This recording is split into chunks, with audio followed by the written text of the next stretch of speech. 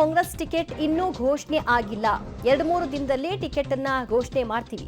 ಪಕ್ಷದಲ್ಲಿ ಯಾರೂ ಕೂಡ ಶಿಸ್ತು ಮುರಿಯಬಾರದು ಅನ್ನುವಂತಹ ಸಂದೇಶವನ್ನ ಕೊಟ್ಟಿದ್ದಾರೆ.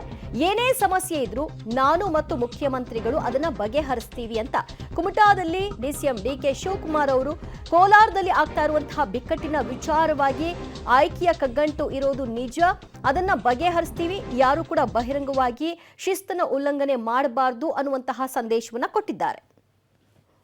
ಇನ್ನು ಕಾಂಗ್ರೆಸ್ ಪಾರ್ಟಿಲಿ ಯಾವ ಟಿಕೆಟ್ ಬಗ್ಗೆನೂ ಇನ್ನೂ ತೀರ್ಮಾನ ಆಗಿಲ್ಲ. ಇನ್ನೂ ಯಾವ ಟಿಕೆಟ್ ಅನೌನ್ಸ್ಮೆಂಟ್ ಆಗಿಲ್ಲ. ಯಾರು ಗಾಬರಿ ಪಡಬೇಕಾದೇನಿಲ್ಲ. ಕಾಂಗ್ರೆಸ್ ಪಾರ್ಟಿಲಿ ಶಿಸ್ತು ಮುಖ್ಯ. ಯಾರು ಲಕ್ಷ್ಮಣ ರೇಖಾವಳಿ ಶಿಸ್ತನ್ನ ಯಾರು ಮುರಿಬಾರ್ದು.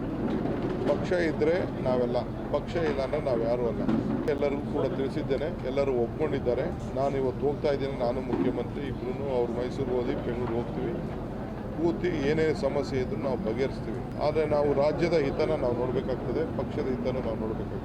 ಆದ್ದರಿಂದ ಏನೋ ಒಂದು ಪ್ರಯತ್ನ ಮಾಡೋದು, ಅವ್ರ ಬೇಡಿಕೆ ಇಡೋದು ಅವೆಲ್ಲ ಪಕ್ಷಕ್ಕೆ ಆತಂಕ ಬರುವಂಥದ್ದು ಯಾವುದು ಮಾಡಬಾರ್ದು ಅನ್ನೋದು ಕೂಡ ನನ್ನ ಮನವಿ ಇದೆ.